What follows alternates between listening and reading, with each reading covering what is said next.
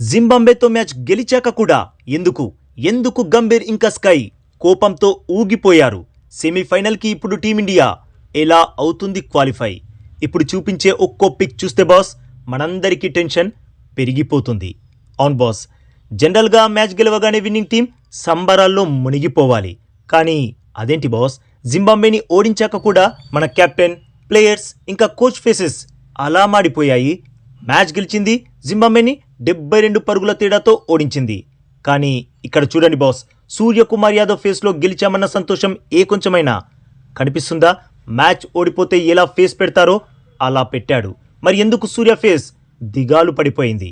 దానికి కారణమేంటో ముందు ముందు చెబుతా బాస్. సూర్యానే కాదు బాస్, ఈ పిక్ చూడండి, కోచ్, సపోర్టింగ్ స్టాఫ్ ఫేసెస్ చూడండి, గంభీర్ ఫేస్ చూడండి, బ్యాటింగ్ కోచ్ ఫేస్ చూడండి. వాళ్ళ ఫేస్లో మ్యాచ్ గెలిచామన్న ఆనందం ఏ కొంచెమైనా కనబడుతుందా? క్లియర్గా బాధ, కోపం కనబడుతున్నాయి. మ్యాచ్ గెలిచాం కదా, అయినా ఎందుకు వారి ఫేస్లు అలా ఉన్నాయి? చెప్తా బాస్, చెప్తా. ఇంకొన్ని పిక్స్ కూడా చూడండి. ఈ పిక్లో హార్దిక్ పాండ్యా ఫేస్ అబ్జర్వ్ చేయండి బాస్. కనిపిస్తుందా? ఎక్కడైనా కనిపిస్తుందా మ్యాచ్ గెలిచాం అన్న ఆనందం? పక్కనే ఉన్న అక్షర్ పటేల్ ఫేస్ కూడా ఎంత దీనస్థితిలో ఉందో చూడండి బాస్. మరి ఎందుకు అలా ఉంది? మనం మ్యాచ్ గెలిచాం కదా, ఓడిపోలేం కదా, అయినా ఎందుకు అంత బాధపడిపోయారు? ఇక హర్షదీప్ సింగ్ని చూడండి బాస్, తన 4 ఓవర్స్ కోటాలో 80-90 రన్స్ కొట్టేసినట్లు ఎంత బాధపడిపోతున్నాడో. ఈ మ్యాచ్లో తను మూడు వికెట్స్ కూల్చాడు, మ్యాచ్ గెలవడంలో కీలక పాత్ర పోషించాడు. అయినా తన ఫేస్లో బాధ కొట్టొచ్చినట్లు కనబడుతుంది. డ్రెస్సింగ్ రూమ్కి వెళ్ళేటప్పుడు సూర్య పిక్ చూడండి బాస్, ఎంత దిగాలు, ఎంత బాధతో వెళ్తున్నాడో. మనం జింబాబ్వే చేతులు చిత్తుగా ఓడిపోయామా అన్నట్లు అనిపించట్లేదా బాస్? మీరు చెప్పండి. మరి స్కై, కోచ్ గంభీర్, హార్దిక్, అక్షర్, హర్షదీప్ సింగ్ ఎందుకు అంత దిగాలు పడిపోయారు? మ్యాచ్ గెలిచినా వారిలో సంతోషం 0.001% కూడా ఎందుకు కనిపించలేదు? మన టీంనేమైనా జింబాబ్వే ఓడించిందా? ఈ మ్యాచ్తో మన సెమీఫైనల్ ఆశలు ఆవిరయ్యాయా?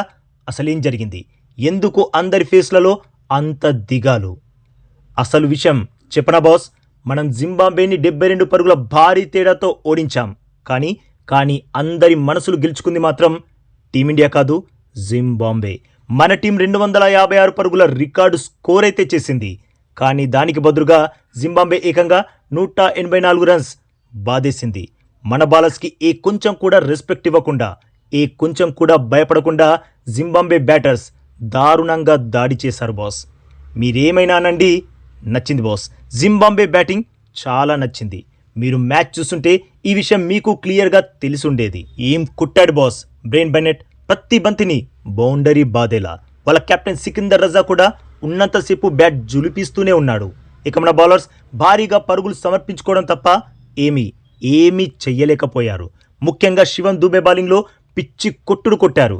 దూబే వేసిన 2 ఓవర్స్లోనే ఏకంగా 46 పరుగులు దండుకున్నారు. అంటే 23 ఎకానమీతో దూబేని దంచి కొట్టేశారు. మన బాలర్స్ని తుక్కు బాధేశారు జింబాబ్వే బ్యాటర్స్. మరి జింబాబ్వే బ్యాటర్సే ఇలా చితక్ కొడితే రేపు వెస్టిండీస్ బ్యాటర్స్ ఎలా చెలరేగుతారో ఒక్కసారి ఊహించుకోండి బాస్. వాళ్ళేమి మనల్ని 250+ రన్స్ కొట్టనివ్వరు, చెప్పాలంటే అసలు 200 స్కోర్ కూడా చెయ్యనివ్వరు. కానీ బ్యాటింగ్లో ఇప్పుడు జింబాబ్వే చేసిన దానికంటే చాలా ఈజీగా 30-40 రన్స్ ఎక్కువే కొట్టేస్తారు. మరి అలాంటి టీమిండియా ఎలా ఓడిస్తుంది? ఎలా సెమీఫైనల్ చేరుతుంది? ఇదే జింబాబ్వే టీంపై వెస్టిండీస్ 254 రన్స్ బాధేసింది. అంటే కేవలం మనకంటే 2 పరుగులు తక్కువ. కానీ వెస్టిండీస్ బౌలర్స్ జింబాబ్వేని జస్ట్ 147 పరుగులకే కట్టడి చేసి ఏకంగా 107 పరుగుల భారీ తేడాతో గెలిచింది.